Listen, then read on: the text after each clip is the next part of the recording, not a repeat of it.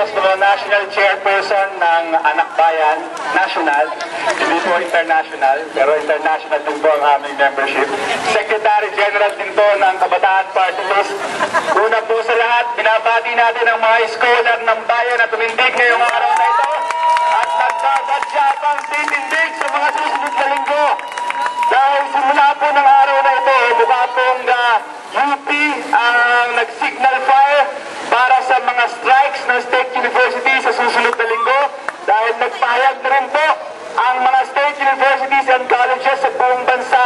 September 19 to 23, isasagawa po ang nationwide strike para sa mas mataas na pondo sa edukasyon at serbisyong panlipunan. Kahapon po nanggaling kami ng Polytechnic University of the Philippines. Naghahanda na rin po sila simula September 19. Magsasagawa na ng protesta sa PUP. Ang mga ka-scholar ng bayan ninyo sa UP Manila, meron pa silang dodgeball tournament sponsored by Secret. Meron pa silang maraming mga aktibidad na nakahanay next week. Pero isasara din nila ang kanilang pamantasan. Ang 110 state universities and colleges po sa buong bansa sa pamumuno ng Philippine Association of State Universities and Colleges.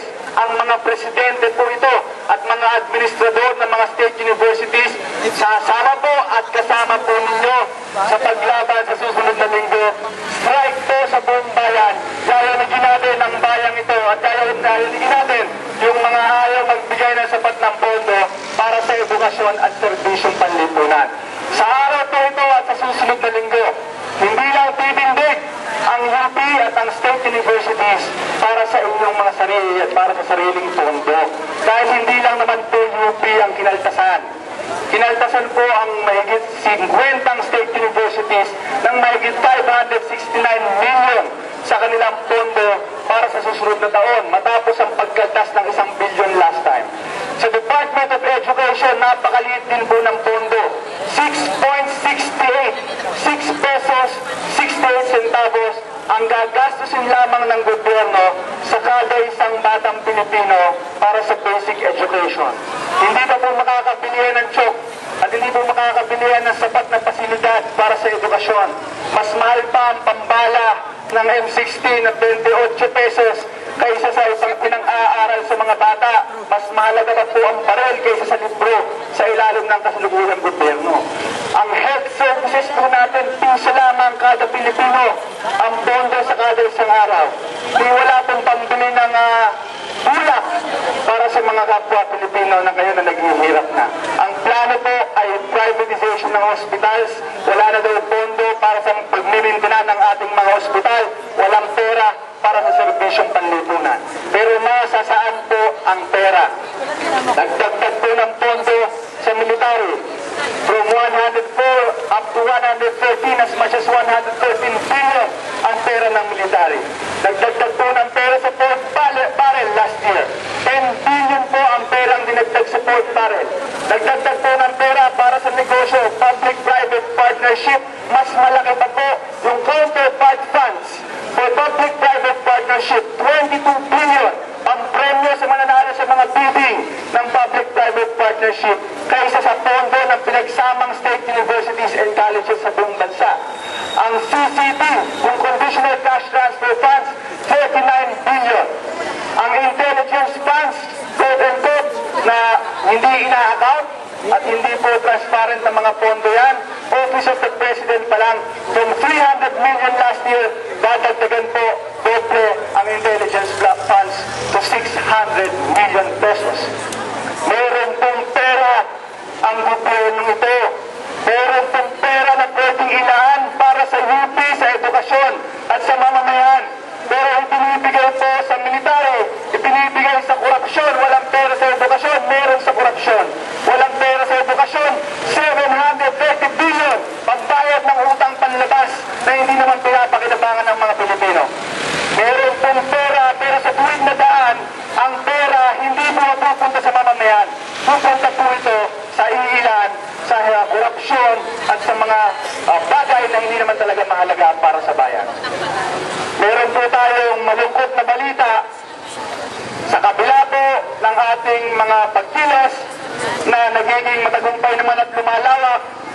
Ang sagot po ng gobyerno ngayon, minamadali na daw po nila ang pondo, ang pagpapasa ng pondo para sa 2012. Kung dati po, aabot pa ng Pebrero, ang mga talakayan hinggil sa budget, ngayon po, nire-railroad po ang pagpupondo para sa 2012. Sa katunayan, tapos na po sa committee level, sa Committee on Appropriations, ang budget at isinampa na po sa plenaryo, wala pong binago sa Committee on Appropriations level at ngayon po sa plenaryo, September 16, end of this week, gusto na daw po nilang tapusin yung pagbabasa ng budget sa plenary at gusto na nilang ipasok agad sa period of amendments at tila po minamadali yung pagpapasa ng weng-wang na pondo na ito para sa 2012. Palibasa po, hindi nila alam kung bakit tayo nagpapakahirap at sa gitna ng init nagsusuot ng itim.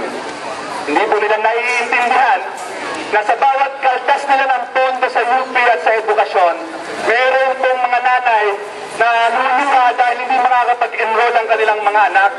Hindi po nila naiintindihan sa komportableng mga aircon kwarto nila sa Kongreso, sa Malacanang, na sa kada kaltas nila sa kalusugan, meron pong mga kawawang mga bata na hindi makakapagpagamot. At meron pong mamamayan na naghihirap lalo dahil hindi nakakapasok sa pamantasan, hindi nakakatapos ng edukasyon. Seryosong bagay po ito para sa atin, pero sinasagot po nila tayo ng mga insulto, kagaya ng sinasabi nila, hindi naman daw po mahalagang dagdagan ng pondo ng state universities dahil marami daw pera ang state youth. Dahil ang gusto po natin maging self-sufficient daw at financially independent, no in those words sa budget message ng 2011, ang state universities and colleges. Hindi po nila naiintindihan yung hirap ng mga scholar ng bayan, ng mga magulang na nagpapaaral sa atin at ng utang natin sa mamamayan na naghihirap sa University of the Philippines. Para po ito sa kinabukasan ng mamamayan na kung nanakawan pa po muli sa pagmamadali ng budget sa 2012 na kung natutunguhan kundi lalong desperasyon, lalong kahirapan at lalo pong kawalang kinabukasan ng mga kabataan. Sabi po sa gobyernong ito, pwede na daw po muling mangarap, pero tila po mas marami po ang nakatayang mga pangarap dahil sa budget cuts para sa 2012.